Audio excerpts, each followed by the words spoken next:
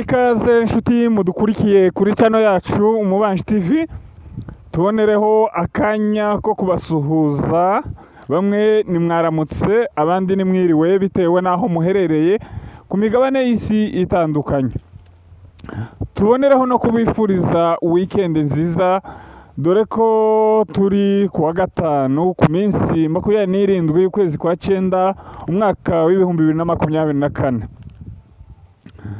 Mumenyere ko buri munsi ari update, tubagezaho update y'amakuru avugwa mu bice bitandukanye muri Repubulika ya Demokarasi ya Kongo. Ubu rero tukaba tugeze kuri microphone za channel yacu Umubanji TV mu rwego rwo kugira ngo tubabwire uko byifashe hirya no hino muri Repubulika ya Demokarasi ya Kongo.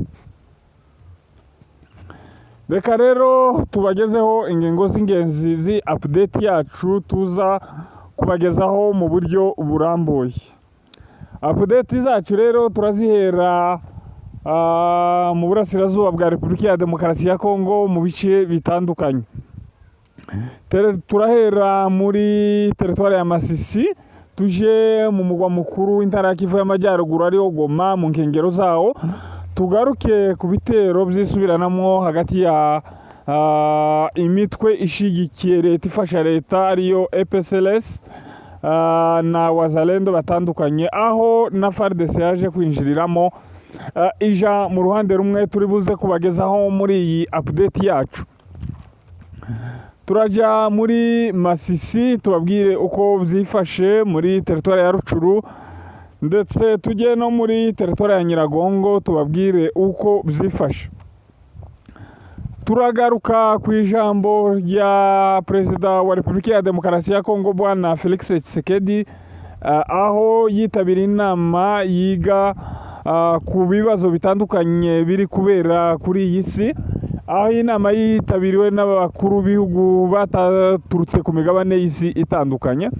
Ijambo rya Perezida Felix Tshisekedi ryanenzwe n'abaturage ba Repubulika ya Demokarasi ya Kongo bari i New York, aho bari baje gukurikira discours cyangwa se ijambo ashobora kugeza ku bitabiriye inteko ya Loni ngarukamwaka. Turaza kugaruka kuri bimwe byavuzwe mu banenze iryo jambo, aho ryanenzwe n'abaturage b'abakongomani batuye muri Leta Zunze za Amerika ndetse nabo muri Repubulika ya Demokarasi ya Kongo n'abandi bitabiriwe uwo muhango barimo n'abanyepolitike bagiye batandukana. Turajya muri Sud Kivu tubabwire uko byifashe. Hari amakuru menshi avugwa muri teritwari ya Fizi no muri teritwari ya Itombwe, haravugwa amakuru menshi agiye atandukanye.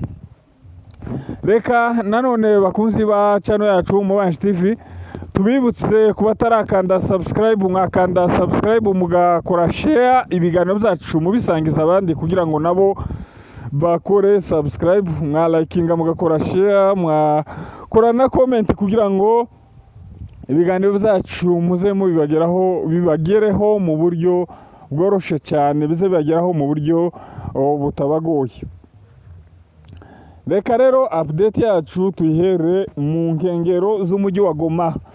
Ku munsi w'ejo habeye imirwano ikaze cyane yahuje wazalendo na FARDC aho basubiranyemo. Amakuru atugeraho aremeza ko hari itsinda ryari mu gace ka Mutaho mu nkengero z'umujyi wa Goma hariya mu bice ugana muri teritwari ya Nyiragongo. Hari hasanzweho umutwe uri mu mashamba aja kwegamira ibirunga, ariko ni umutwe wa wazalendo ariko witwa ku kazina ka VDPM PAP. Ni nkuko ngira ngo izina sinzi ko ndisomye neza, muraza kutwihanganira, ariko ni nkuko ni umutwe wari muri bya bice mu gace ka Mutaho hariya ni ugana mu ishyamba ry'ibirunga, wari uri muri biriya bice ugenzura cyangwa se ugenzura biriya bice, ariko ugashinjwa n'umutwe wa Wazalendo wa APCLS, umutwe wa APCLS uyobowe n'uwiyita generale unaheruka kuyobora izina Wazalendo, uheruka kunagirirwa n'icyizere cyo kuyobora Wazalendo wo muri Nord Kivu. Umutwe wa APCLS uyobowe na General Janvier Kalayire ugashinja ariya tsinda riri hariya kuba ntacyo rikora, ati gukora imisoro cyangwa se basoresha abaturage n'izindi modoka ziciye hariya bakabasoresha ariko nta musaruro batanga. Ati ni gute mwebwe musoresha kandi mutitabira urugamba? Ati uyu munsi tubategetse ko mwaja imbere ku murongo w'urugamba, nabo bakanga kuja ku rugamba bitewe n'uko inyuma yabo hariho umutwe wa FDLR, ahubwo bakabona ariwo wakagomba kuja imbere. Ibyo rero byatumye APCLS bibabaza cyane, kuko umutwe wa Janvier Kalayire uyu wita generale ari nawe uyoboye Wazalendo biramurakaza cyane, avuga ko batagomba kuzongera gusoresha abaturage bahariya kuko nta musaruro batanga. Ibi rero biza nanone hariho umubano cyangwa se hariho umwuka utari mwiza hagati y'igisirikare cya Repubulika ya Demokarasi ya Kongo aricyo FARDC cyari kimaze iminsi cyarishizemo ukuntu umutwe wa APCLS. Muri uko kubishiramo bari basigaye basuzugura igisirikare cya FARDC bitewe n'uko uyu mutwe wa APCLS washizwe ku ibere na leta. Umutwe wa Wazalendo wa APCLS na FDLR ku ruhande rwa Repubulika ya Demokarasi ya Kongo ni nkaho ushizwe ku ibere cyangwa se ni nkaho utoneshejwe n'ubutegetsi bwa Kinshasa, bitewe n'uko aribo bavuga ko baje imbere mu mirongo y'urugamba. Ibi rero bagiye bagaragaza agasuzuguro kuri FARDC, bibabaza FARDC cyane. Ku munsi w'ejo basubiranyemo hafi n'ikambi ya Mugunga, ni hariya mu nkengero z'umujyi wa Goma. FARDC yari yaraburiyeho yarasira umutwe wa APCLS, yaje kuza ivanga ituruka inyuma yinjira mu mapozisiyo ya APCLS, irasa ziriya ngabo ndetse barashe namwe mu maeskoti y'umukuru wari uyoboye kariya gace ko muri Mutaho. Barashemo abasirikare barindaga uwita koloneli, izina agendaza kuribagezaho. Baramurashe basanga we yahunze, yarabonye ingabo za FARDC atinya ko zamugirira nabi arahunga, hasigara bamwe mu basirikare bamurinda. Abo basirikare rero bamurinda baje kuraswamwo hapfamo 4. Muri iyo mirwano rwose ari imirwano yumvikanyemo imbunda zikomeye ndetse n'intoki. Muri iyo mirwano rero hanaje kugwamo abasivile bagera muri 3, abandi benshi basaga 20 barakomereka ubu n'indembe, bakaba baratwawe kwa muganga. Rero ibi byababaje ririya tsinda rya APCLS, banatangaza ko bibabaje. Bavuga kuko uyu mukoroneri yitwa Colonel Bishushe niwe wari uyoboye uriya mutwe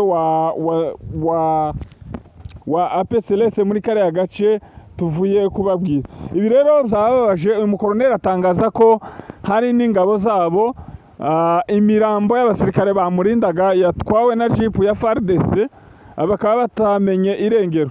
Ariko agatangaza ko ibi FARDC yabikoze mu rwego rwo kugira ngo iyobye uburari, ivuge ko abasirikare bishwe n'ingabo za M23 cyangwa se abo bita ngo n'abanzi babo. Ubwo umubare w'abaje kugwa muri iriya mirwano ni umubare w'abantu bagera muri 7, naho inkomeri ni nyinshi ku buryo bikekwa ko n'abo 20 bakomeretse ashobora kuba hahagwemo abandi benshi. Ibi rero ubutegetsi bwa Felix Tshisekedi bukaba bukomeje gutakarizwa icyizere. Unarebye uyu mugabo arasa nk'aho yatsinzwe n'urugamba, dore ko iyi mitwe yayizanye ngo ize gushyigikira igisirikare ciwe naco gikomeje gukubitwa n'ingabo za AFC arizo M23. Abayiyambaje nabo rero ntibacana uwaka n'igisirikare ce, urumva batangiye gusubiranamo. Urugamba rugamba rukaze cyane ku buryo abari mu mujyi wa Goma bikanze ko ari ingabo za FARDC za M23 nako zaba zinjiye mu mujyi wa Goma.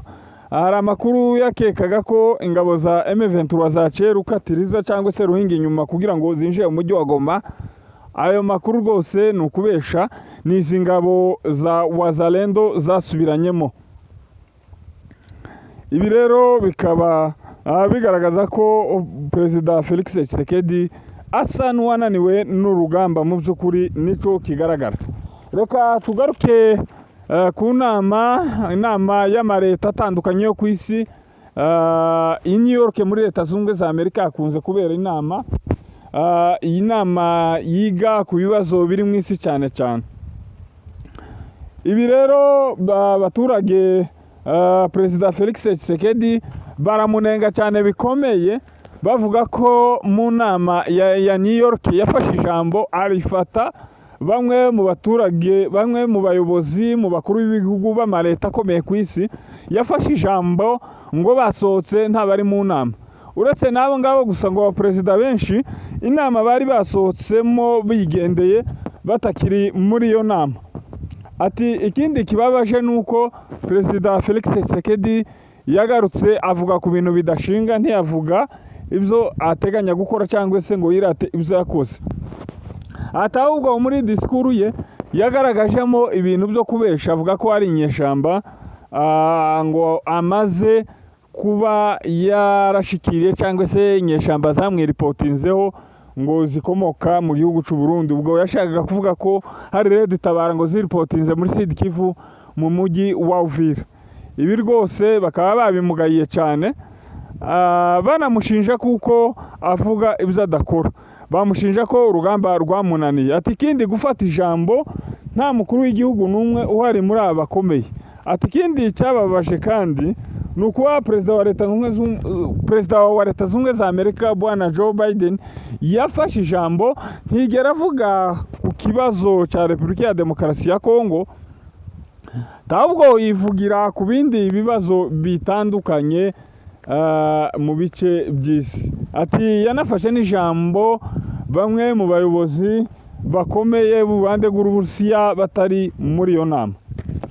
Ikindi ngo caba kigaragaza ko Perezida Felix Tshisekedi yatakarijwe icyizere n'amahanga, ariyo yakoze uruhare runini mu kumushigikira mu kugura intwaro, mu kumuha ndetse n'ingabo zimufasha.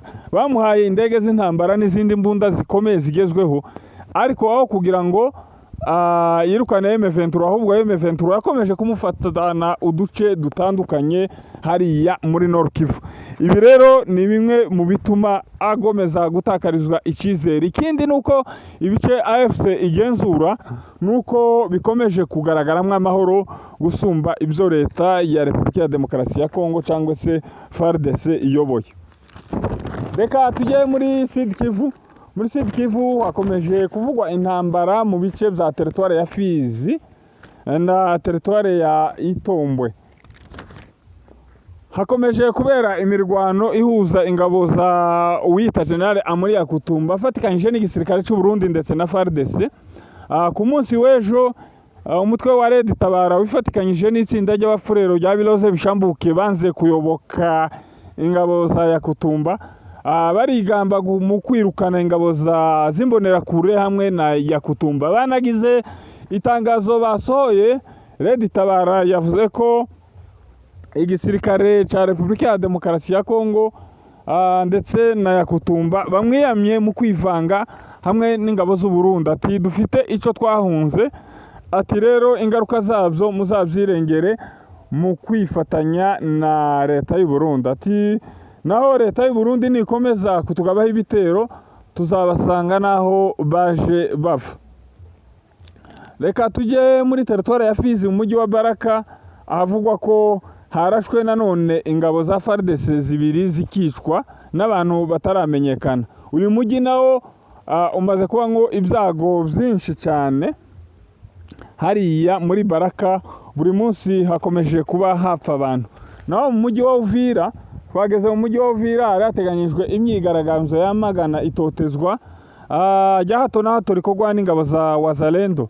Si itotezwa gusa, ahubwo hariho n'amabariyeri yo kunyaga abaturage babambura utwabo.